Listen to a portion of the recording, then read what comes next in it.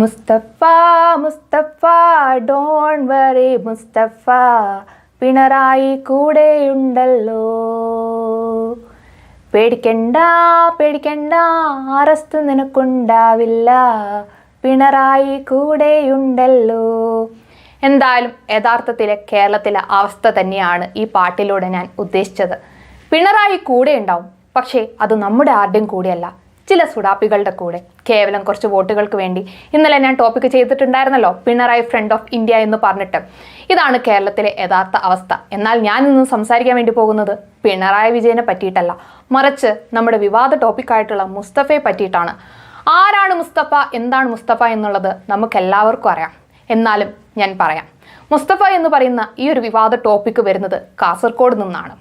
എന്താണ് സംഭവം? Kasaragod community health സെന്ററിൽ അവിടുത്തെ പ്രവർത്തകർ മെഡിക്കൽ ഓഫീസറിന്റെ അനുവാദത്തോടുകൂടെ പുൽക്കൂട് പണിയുകയാണ്. വെളുപ്പിന് 1 മണിവരെ കഷ്ടപ്പെട്ടിരുന്നിട്ടാണ് അവർ ആ പുൽക്കൂട് പണിതത്. എന്നാൽ ഈ പുൽക്കൂട് നമ്മുടെ മുസ്തഫ കാണാൻ വേണ്ടി ഇടയാവുന്നു. അങ്ങനെ മുസ്തഫ എന്ത് ചെയ്തു? മുസ്തഫ ഈ പുൽക്കൂടിലുള്ള തിരുരൂപങ്ങളെ എന്ത് ചെയ്തെന്ന് വെച്ച് കഴിഞ്ഞാൽ ഒരു പ്ലാസ്റ്റിക് കവറിലാക്കി എടുത്തുകൊണ്ട് പോയി. അപ്പോൾ ഒരാൾ ഈ മുസ്തഫ ചെയ്ത ആക്ടിവിറ്റി വീഡിയോ എടുത്തു. വീഡിയോ എടുക്കുന്ന സമയത്ത് മുസ്തഫയോട് ഇയാൾ ചോദിച്ചു, എന്താണ് നിങ്ങൾ ചെയ്യുന്നത് എന്ന് ചോദിച്ചപ്പോൾ ഗവൺമെന്റ് സ്ഥാപനങ്ങളിൽ ഇതുപോലത്തെ മതാചാരങ്ങളൊന്നും പാടില്ല എന്നൊക്കെ പറഞ്ഞ് വളരെ തട്ടിക്കയറുന്ന രീതിയിലാണ് മുസ്തഫ സംസാരിച്ചത്. മാത്രമല്ല സ്റ്റേഷനിൽ വിളിച്ച് പറഞ്ഞോ എന്ന് വളരെ കോൺഫിഡൻറ്റോടെ പറയുകയാണ്. എങ്ങനെ പറയാതിരിക്കും അല്ലേ? കാരണം ഇങ്ങനത്തെ കാര്യങ്ങളൊന്നും കേസ് പോവില്ല എന്നുള്ളത് മുസ്തഫയ്ക്ക് അറിയാം. ആ ധൈര്യത്തിലാണ് മുസ്തഫ കളിച്ചതും. അങ്ങനെ മുസ്തഫയുടെ ഫോൺ നമ്പറൊക്കെ കൊടുക്കുന്നു, എവിടെയാണ് താമസിക്കുന്നത് എന്നൊക്കെ കറക്റ്റായിട്ട് പറയുന്നു. അങ്ങനെ മുസ്തഫ അവിടെ നിന്നും പോകുന്നു. എന്തായാലും ആ വീഡിയോ ഒന്ന് നമുക്ക് കണ്ടു നോക്കാം. നീ വാങ്ങിയതാണോ? ആ, ഗവൺമെന്റ് ഹോസ്പിറ്റലിൽ. ആര് പറഞ്ഞേ? നിങ്ങളുടെ പേരെന്താ? വീട് എവിടെ? എവിടെ? എരിഞ്ഞിപ്പുഴ അല്ലേ? ആ, ഫോൺ നമ്പർ ഒന്ന് പറയോ? ആ, 138. ഓക്കെ. മുസ്തഫ തൻ്റെ വീഡിയോ എടുത്ത ആൾക്ക് ഫോൺ നമ്പർ കൊടുക്കുന്നതോടെ മുസ്തഫ വെട്ടിലാവുകയാണ്. എന്താ കാരണമെന്ന് വെച്ച് കഴിഞ്ഞാൽ പല ആളുകളാണ് മുസ്തഫയെ വിളിച്ച് ശല്യം ചെയ്യുന്നത്. എന്തായാലും ഒരു കോൾ മുസ്തഫയ്ക്ക് വന്നു. വളരെ മാന്യമായ രീതിയിൽ നിന്നാണ് അപ്പുറത്ത് നിന്നുള്ള ആൾ സംസാരിച്ചത്. പക്ഷേ മുസ്തഫയുടെ നിലപാടെന്ന് പറഞ്ഞു കഴിഞ്ഞാൽ അങ്ങനെ ആയിരുന്നില്ല. വെട്ടൊന്ന് തുണ്ട് രണ്ട്, ഇപ്പോൾ ഞാൻ ശരിയാക്കി തരാം, ഇങ്ങോട്ട് വാടാ എന്നുള്ള രീതിയിലുള്ള പെരുമാറ്റമായിരുന്നു. അങ്ങനെ മുസ്തഫയോട് ഇയാൾ ചോദിച്ചു, എന്തിനാണ് കമ്മ്യൂണിറ്റി ഹെൽത്ത് സെന്ററിൽ നിന്നും ഈ തിരുരൂപങ്ങൾ എടുത്തുകൊണ്ട് പോയത് എന്ന് ചോദിച്ചപ്പോൾ മുസ്തഫ പറഞ്ഞൊരു കാര്യം എന്താണെന്ന് വെച്ച് കഴിഞ്ഞാൽ, ഞാൻ ടാക്സ് അടയ്ക്കുന്ന ഒരു ഇന്ത്യൻ പൗരൻ എന്നാണ്. ഇടയ്ക്കിടയ്ക്ക് ഞാൻ ഇന്ത്യൻ പൗരനാണെന്നാണ് പറയുന്നത്. ഓക്കെ, ഇങ്ങനെയൊന്നും പാടില്ല. ഗവൺമെന്റ് സ്ഥാപനങ്ങളിൽ ഇതുപോലെ വെച്ച് കഴിഞ്ഞാൽ ഇതൊക്കെ ഞങ്ങൾക്ക് ഇറിറ്റേഷൻ ഉണ്ടാക്കും. മാത്രമല്ല അസുഖങ്ങൾ കൂട്ടാൻ വേണ്ടിയിട്ടാണോ നിങ്ങൾ ഈ തിരുരൂപങ്ങൾ ഇവിടെ കൊണ്ട് വെച്ചേക്കുന്നത് എന്നാണ് മുസ്തഫ ചോദിച്ചത്. Mustafa why are you worrying about such things? അതെന്താ, നിങ്ങളെ പിടിച്ച് കടിച്ചോ? ഈ പറയുന്ന തിരുരൂപങ്ങൾ മുസ്തഫയെ പിടിച്ച് കടിച്ചോ?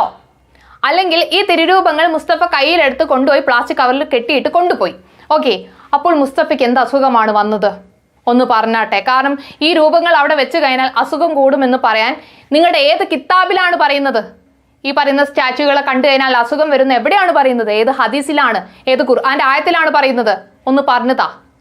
പിന്നെ എനിക്ക് പറയാനുള്ളൊരു കാര്യം എന്താന്ന് വെച്ച് കഴിഞ്ഞാൽ, ഞാൻ വിചാരിച്ചു ഒരു മുസ്ലിമെങ്കിൽ ഒരു മുസ്ലിം വന്നിട്ട് പറയും ഇവൻ ചെയ്ത ഈ പ്രവൃത്തി തെറ്റാണ് എന്ന് വന്ന് പറയുമെന്ന് ഞാൻ വിചാരിച്ചു. പക്ഷേ ആരും വന്നതായിട്ട് ഞാൻ കണ്ടില്ല. പലരും പറഞ്ഞത് ഗവൺമെന്റ് സ്ഥാപനങ്ങളിൽ ഇതൊന്നും വെക്കാൻ വേണ്ടി പാടില്ല, മതാചാരങ്ങൾ പാടില്ല എന്നുള്ള രീതിയിലാണ് ആളുകൾ വന്നിട്ടുണ്ടായിരുന്നത്. എന്നാൽ എനിക്ക് നിങ്ങളോട് ചോദിക്കാനുള്ള ഒരേ ഒരു കാര്യം, ഖത്തർ ഫിഫ വേൾഡ് കപ്പ് നടക്കുന്ന സമയത്ത് ഉദ്ഘാടന ചടങ്ങിൽ അവിടെ ഖുർആൻ ഓതി എന്ന് പറഞ്ഞ് ഞാൻ വീഡിയോ ചെയ്തപ്പോൾ നിങ്ങൾ പല ആളുകളും രംഗത്ത് വന്ന് എന്നോട് പറഞ്ഞൊരു കാര്യമുണ്ട്. അത് ആ നാടിൻ്റെ സംസ്കാരമാണ്, കേൾക്കണം, ആ നാടിൻ്റെ സംസ്കാരമാണ്, അവരുടെ ആചാരമാണ് എന്ന് നിങ്ങൾ എടുത്തെടുത്ത് പറഞ്ഞ് പലരും രംഗത്ത് വന്നു. അങ്ങനെ രംഗത്ത് വന്ന് നിങ്ങൾക്ക് കേവലം കുറച്ച് പുൽക്കൂടിലെ രൂപങ്ങൾ കാണുമ്പോൾ ഇങ്ങനെ ഹാലിളകുന്നത് എന്താണ് കോയകളെ?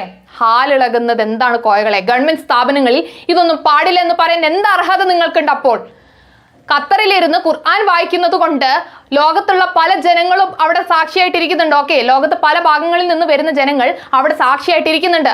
അവർക്കത് അലോസരപ്പെടുത്തും, അവർക്കത് ബുദ്ധിമുട്ടുണ്ടാക്കും. മാത്രമല്ല, ഞാൻ നിങ്ങളോടൊരു ചോദ്യം ഞാൻ ചോദിച്ചിരുന്നു. അതായത് രാവിലെ എണീക്കുമ്പോൾ അമ്പലത്തിലെ പാട്ട് കേൾക്കുമ്പോൾ നിങ്ങൾക്ക് ബുദ്ധിമുട്ടുണ്ടാവാറില്ലേ? അല്ലെങ്കിൽ പള്ളിയിലെ കുർബാന കേൾക്കുമ്പോൾ നിങ്ങൾക്ക് ബുദ്ധിമുട്ടുണ്ടാവാറില്ലേ എന്ന് ചോദിക്കുമ്പോൾ പറയുന്ന ഒരു കാര്യം എന്താണെന്ന് വെച്ച് കഴിഞ്ഞാൽ, നീ ഇവിടെ വർഗീയത സൃഷ്ടിക്കുകയാണെന്നുള്ളതാണ്, ഞാൻ ഇവിടെ വർഗീയത സൃഷ്ടിക്കുകയാണെന്നുള്ളതാണ്. വളരെ നല്ല തലക്കെട്ട് എനിക്ക് അങ്ങ് തന്നു. ഞാനാണ് ഇവിടുത്തെ വർഗീയവാദി എന്നുള്ള രീതിയിൽ. സിസ്റ്ററെ, ഞങ്ങൾ നല്ല രീതിക്ക് ജീവിച്ചു പോകുന്ന ആൾക്കാരാണ് എന്നുള്ള രീതിയിൽ മാന്യമായി പറഞ്ഞവരുമുണ്ട്. കൂടുതലായിട്ട് തേർവിളി കൊണ്ട് എന്നെ അഭിഷേകം ചെയ്ത ആൾക്കാരുമുണ്ട്. നീ നിന്റെ പണി നോക്കിയാൽ മതി, നീ നിന്റെ കാര്യം നോക്കിയാൽ മതി, ഞങ്ങളുടെ കാര്യത്തിൽ തലയിടാൻ വരണ്ട എന്ന് പറഞ്ഞ് പല ചുടാപ്പികൾ രംഗത്ത് വന്നിട്ടുണ്ടായിരുന്നു. അവർക്കൊന്നും എന്താ ഉത്തരവില്ലേ? അവർക്കൊന്നും എന്താ ഉത്തരമില്ലേ? ഞാൻ ചോദിക്കുകയാണ്, വീണ്ടും വീണ്ടും ചോദിക്കുകയാണ്, എന്താ ഉത്തരവില്ലേ? അപ്പോൾ മുസ്ലിം രാജ്യങ്ങളിൽ തോന്നുന്നത് പോലെ എന്തും ആവാം. ഇവിടെ നമ്മളിപ്പം എന്തെങ്കിലും സംസാരിച്ച് വന്നു കഴിഞ്ഞാൽ അതാണ് നിങ്ങളുടെ പ്രശ്നം. ഇത് പാടില്ല, ഇത് തെറ്റാണ്, ഇത് ഞങ്ങൾക്ക് കണ്ടു കഴിഞ്ഞാൽ പ്രശ്നമാണ്. എന്താണ്? അപ്പം ഞാൻ നിങ്ങളോടൊരു കാര്യം ചോദിക്കട്ടെ. അവിടെ പുൽക്കൂടിലുള്ള രൂപങ്ങൾക്ക് പകരം ഖുർആനായിരുന്നു ഇരുന്നതെങ്കിൽ, അത് ഒരു ക്രിസ്ത്യാനി അല്ലെങ്കിൽ ഹിന്ദു ആയിട്ടുള്ള ഒരാളാണ് എടുത്തുകൊണ്ട് പോയിരുന്നെങ്കിൽ ഇന്നിവിടെ വർഗീയ കലാപം നടക്കുമായിരുന്നു. വർഗീയ കലാപം നടക്കുമായിരുന്നു. ഇതുകൊണ്ട് നിങ്ങൾ എന്നെ ക്രിസംഗി എന്ന് വിളിച്ചേക്കാം. ഇത്രയും ദിവസം അല്ലെങ്കിൽ ഇത്രയും കാലം എനിക്ക് സംഗി എന്നുള്ള പേരായിരുന്നു, കുഴപ്പമില്ല. ഇനി എൻ്റെ കൂടെ ക്രിസംഗി എന്നൊരു ലേബലും കൂടി വന്നു കഴിഞ്ഞാൽ ഐ ഡോണ്ട് കെയർ.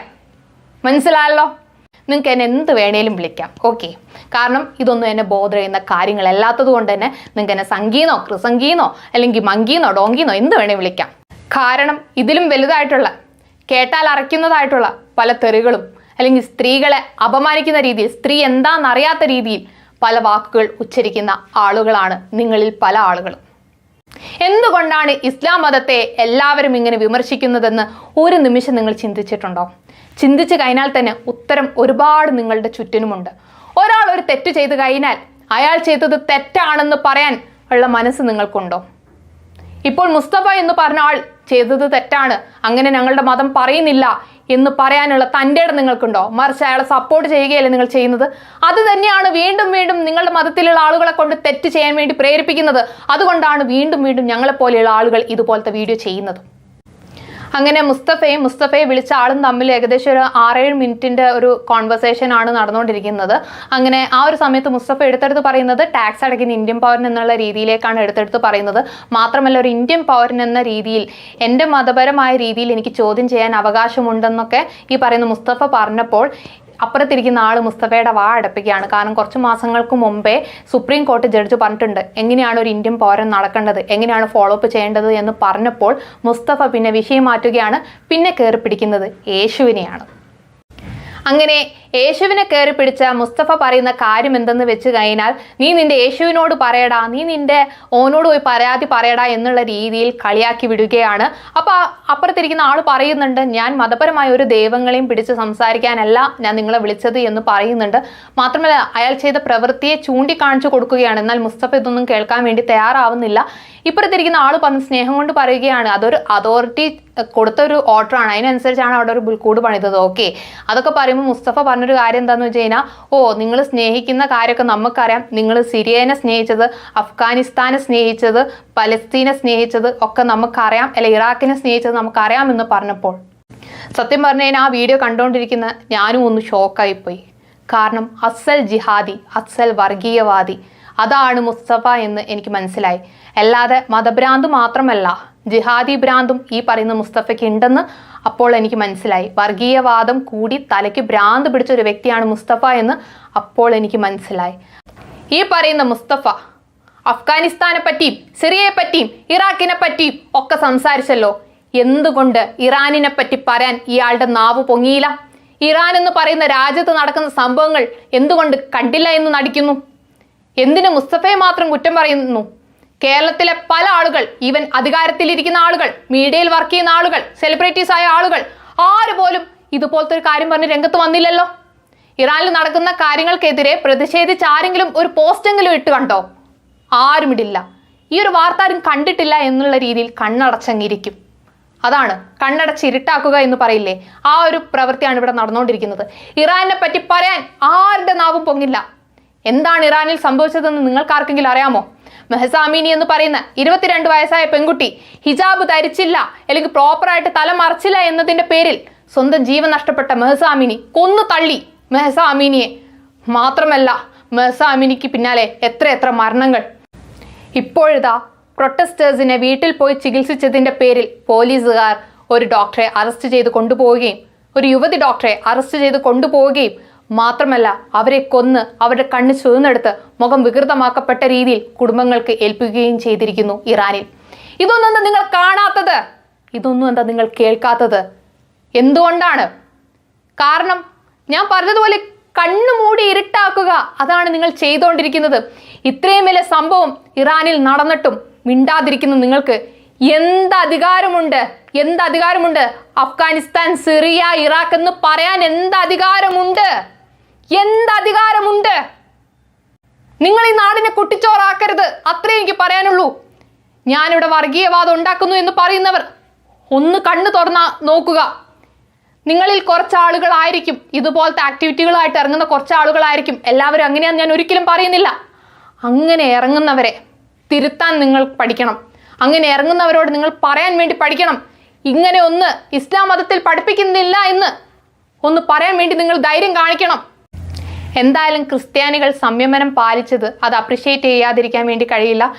അവരും ഇതുപോലെ മുന്നിട്ടിറങ്ങിയിരുന്നെങ്കിൽ ഇവിടെ ഒരു വർഗീയ കലാപമായേനെ, ഈ ഒരു കേരളം വേറൊരു ഇറാൻ പോലെ ആയേനെ എന്ന് തന്നെ നമ്മൾക്ക് പറയാൻ വേണ്ടി കഴിയും. നമ്മൾ എന്തായാലും മനസ്സിലാക്കേണ്ട ഒരു കാര്യം എന്തെന്ന് വെച്ച് കഴിഞ്ഞാൽ, മുസ്തഫയെ പോലെയുള്ള ആളുകൾ നാളെ കേരള ഒരു താലിബാൻ ആക്കും.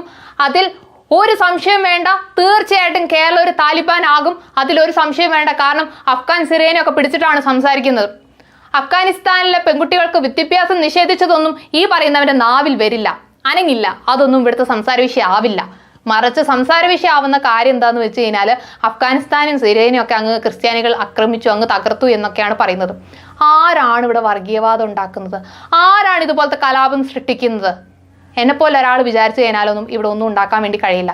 പക്ഷേ മുസ്ലിങ്ങളിൽ ഒരാൾ വിചാരിച്ചു കഴിഞ്ഞാൽ ഈ നാട് തന്നെ കുട്ടിച്ചോറാക്കാൻ വേണ്ടി കഴിയും. അതാണ് ഇപ്പോൾ നമ്മൾ കണ്ടുകൊണ്ടിരിക്കുന്നത്. അതാണ് നമ്മളിപ്പോൾ ഇവിടെ സാക്ഷിയായിക്കൊണ്ടിരിക്കുന്ന പല കാര്യങ്ങളും അങ്ങോട്ടേക്കാണ് കഴിച്ചുകൊണ്ടുന്നത്. നാളെ കേരളം ഒരു താലിബാൻ ആവുമെന്നുള്ളതിൽ യാതൊരു സംശയവുമില്ല.